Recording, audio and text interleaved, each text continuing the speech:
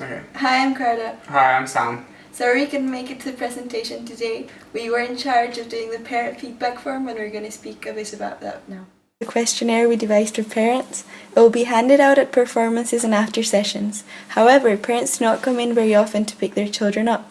For this reason, it has been designed to be very brief with very simple answer formats and only one long question at the end.